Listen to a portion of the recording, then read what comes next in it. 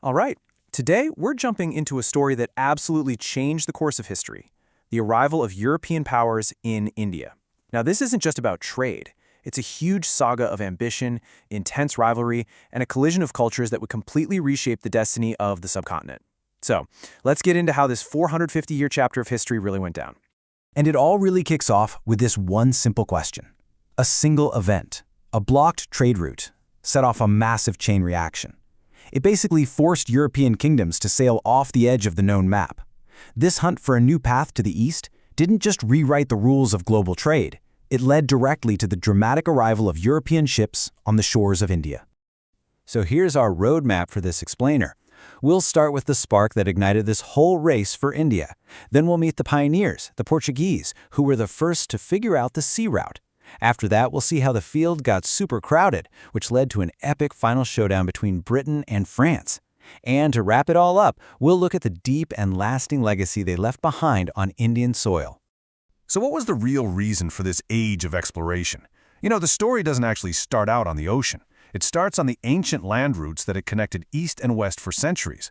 A sudden shutdown of these trade highways is what set the stage for a whole new era of discovery by sea. Okay, so imagine this. The rise of the Ottoman Empire basically puts up a giant road closed sign on the Silk Road. All of a sudden, all those amazing goods Europe loved, spices like pepper and cloves, luxurious silks, fine cotton, that whole supply chain just got choked off. This created a huge economic problem, but also a massive opportunity.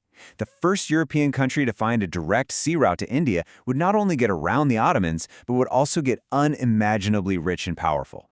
And just like that, the race was on. The Portuguese, with their amazing seamanship, were the first ones to make it to India by sea, all the way back in 1498. But, they weren't going to be alone for long. As soon as the 17th century kicked off, you had the Dutch and the English showing up, and right on their heels were the Danes and the French. The stage was set for some serious competition. Now, let's zoom in on the trailblazers here, the Portuguese. These were the guys who dared to sail into completely uncharted waters.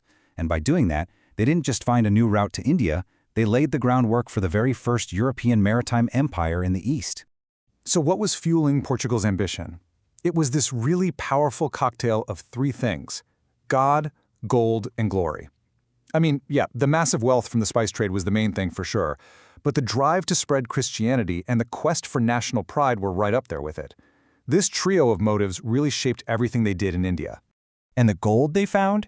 It was just beyond anything they could have imagined. On his first trip, Vasco da Gama came back with a cargo of spices that sold for 60 times the cost of the entire expedition. 60 times! That kind of insane profit sent a shockwave through Europe.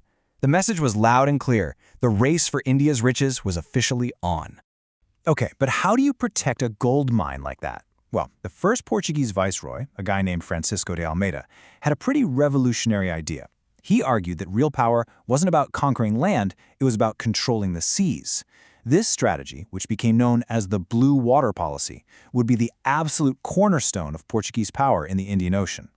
And this is how they made it happen. The Blue Water Policy was a stroke of genius, really. Instead of getting tangled up in expensive land wars, the Portuguese just doubled down on what they were best at, ruling the waves. With their super powerful navy, they could control all the key trade routes, basically making themselves the gatekeepers of all sea trade in the region. To really tighten their grip, the next viceroy, Afonso de Albuquerque, introduced the cartaz system. And this was a bold move. Think of it like a protection racket on the high seas. Every single ship, no matter where it was from, had to buy a permit, a cartaz, from the Portuguese just to sail and trade.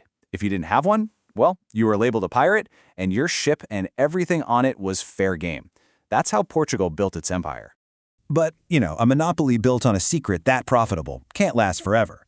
News of the incredible money being made spread like wildfire across Europe, and pretty soon other ambitious nations wanted their piece of the pie. The once empty Indian Ocean was about to get very, very crowded. And here come the new challengers. You've got the Dutch, who were mainly interested in the spice trade over in Indonesia. Then there's the British, who saw a gold mine in India's incredible textile industry. And you even had the Danes, who were driven by a mix of commerce and missionary work. Each one of them showed up with their own game plan, turning the Indian Ocean into a giant, high-stakes chessboard. So as the competition got more and more intense, the smaller players started getting pushed to the sidelines, And what we were left with was a final, epic showdown between two heavyweights. The rivalry between the British and the French, which started out as just business, was about to explode into a full-on military fight for the ultimate prize: control over all of India. Now, if you want to understand why the British came out on top, you really have to look at the fundamental differences between these two companies. The British East India Company was like a lean, mean, profit-driven machine. It was a private company funded by investors who wanted to see a return. The French company, on the other hand, was this big, clunky, state-owned operation that was often slowed down by politics and red tape from back in Paris. That difference in their DNA was a huge factor. The French governor, a man named Dupleix, was an absolute political mastermind. He realized the key to controlling India wasn't just trade, it was politics. So he started playing this really dangerous game of meddling in the affairs of Indian kingdoms, siding with one prince against another in exchange for power and money. This divide-and-conquer strategy was a total game-changer, and you can bet the British were watching, learning, and getting ready to play it even better. And all this political scheming, well, it inevitably led to war. The Carnatic Wars were a series of brutal conflicts that dragged on for 2 decades. The British and French basically used Indian rulers as pawns in their own massive chess game for control. In the end, the British, with their deeper pockets and the unmatched power of the Royal Navy, came out on top. The French dream of an Indian empire was crushed, and the British were left as the new masters of the subcontinent. So, after all that conflict, what was the final legacy of this 450-year-long European chapter in India? Well, it was a period of massive, irreversible change. It was a whirlwind that would totally transform the very fabric of Indian society. Let's start with the first to arrive, the Portuguese. They left a huge mark on Indian culture. They brought the first printing press, which was revolutionary, and they introduced new crops like potatoes, tomatoes, and chilies. Can you even imagine Indian food today without them? You can still see their legacy in the beautiful architecture all over Goa. Their influence went way beyond just trade. It was a cultural exchange with some really unexpected results. But on a much bigger scale, the European presence was like a catalyst for massive societal change. It brought in new economic systems that shook up the old feudal order. And it introduced these revolutionary political ideas of liberty, equality, and fraternity. Now, this was a long and often very painful process, but it was a journey that ultimately took India from being a collection of separate kingdoms to becoming a unified modern democracy. And all of this leads us to the most incredible question of all. How did a private company, just a bunch of merchants looking to make a profit, end up ruling an entire subcontinent? How do you go from being a trader to becoming a master?